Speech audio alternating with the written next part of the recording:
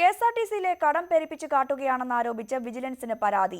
Transport employees welfare association general secretary V ഹരിദാസാണ് പരാതിക്കാരൻ. 2014-ൽ 1300 കോടിയായിരുന്ന കടം ഇപ്പോൾ 3000 കോടിയോളമാണെന്ന് പറയുന്നതിൽ അവിശ്വസനീയതയുണ്ടെന്നും KTDFCയുമായി ചേർന്ന് ചില ഉന്നതർ പണം ചോർത്തുകയാണെന്നും ഹരിദാസ് ആരോപിച്ചു.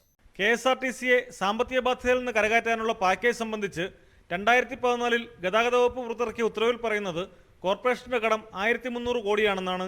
ഉയർന്ന പലിശ നിരക്കിലുള്ള വായ്പകൾ കുറഞ്ഞ പലിശ നിരക്കിലുള്ള ദീർഘകാല വായ്പയാക്കാനായി അന്ന് ബാങ്കുകളുടെ കൺസോർഷ്യം രൂപീകരിച്ച് 1300 കോടി രൂപ അനുവദിച്ചു.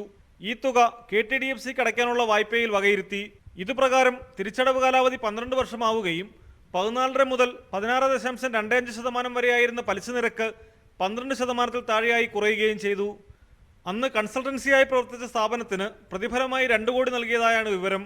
ഇതോടെ KSRTCയുടെ വായ്പാ തിരിച്ചടവിനത്തിൽ പ്രതിമാസം 33 കോടിയോളം കുറവ് വന്നെന്നും തിരിച്ചടവ് 2016 ജനുവരിയിൽ ആരംഭിച്ചെന്നും KSRTC ന്യൂസ് ലെറ്ററിൽ പറയുന്നു.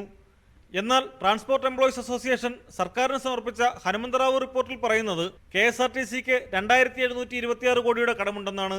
3 വർഷം കൊണ്ട് ഇത്രയധികം കടം വർദ്ധിച്ചെന്ന് പറയുന്നത് അവിശ്വസനീയമാണെന്ന് transport employees welfare association general secretary V Haridas പറഞ്ഞു.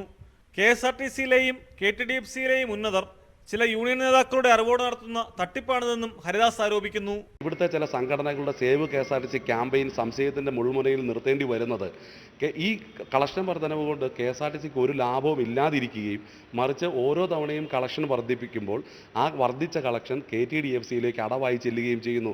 അതുകൊണ്ട് തന്നെയാണ് KTDFC എടുത്തിട്ടുള്ള വായ്പകൾക്ക് ഇടനില നിന്നിട്ടുള്ളത് ആരൊക്കെയാണെന്ന് കൃത്യമായി അന്വേഷിക്കുകയും KSRTCയിലെ ട്രേഡ് യൂണിയനുകളുടെ പങ്ക് ഇതിനെക്കുറിച്ച് അംഗീകൃത ട്രേഡ് യൂണിയനുകളുടെ പങ്ക് അന്വേഷിക്കുകയും ചെയ്യേണ്ടത്. 37 ഡിപ്പോകളിലെ നിത്യേനയുള്ള കളക്ഷൻ KTDFCക്ക് അടയ്ക്കുകയാണ് ഇപ്പോൾ ചെയ്യുന്നത്. 2012-13 വർഷം 122 കോടി രൂപ KTDFC അധികമായി ഈടാക്കിയതായി ഓഡിറ്റിംഗിൽ കണ്ടെത്തിയത് ക്രമക്കേടിലേക്ക് വിരൽ ചൂണ്ടുന്നു.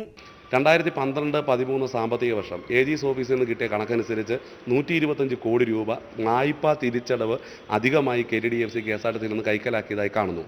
ഈ 1300 കോടി രൂപ കൊടുക്കുവാൻ വേണ്ടി ബാങ്ക് കൺസോർഷ്യത്തിൽ നിന്ന് ലോൺ എടുത്തപ്പോൾ KSRTCക്ക് ബാങ്ക് കൺസോർഷ്യത്തിനും ഇടനിലയായി ഒരു കൺസൾട്ടൻ്റ് ഏജൻസി പ്രവർത്തിച്ചിരുന്നുവെന്നും ആ കൺസൾട്ടൻ്റ് ഏജൻസി ഏകദേശം 2 കോടി രൂപ കൺസൾട്ടൻ്റ് ഫീസായി കൈക്കലാക്കുകയും ചെയ്തതായിട്ട് വാർത്താമാധ്യമങ്ങളിൽ നിലനിന്നിരുന്ന ഒരു ആരോപണത്തെക്കുറിച്ച് അന്വേഷിക്കുവാൻ തയ്യാറായിട്ടില്ല.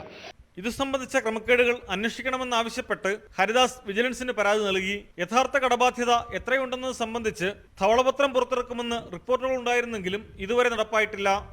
പ്രദീപ് സി. നിർമ്മൺ, ന്യൂസ് 18, തിരുവനന്തപുരം.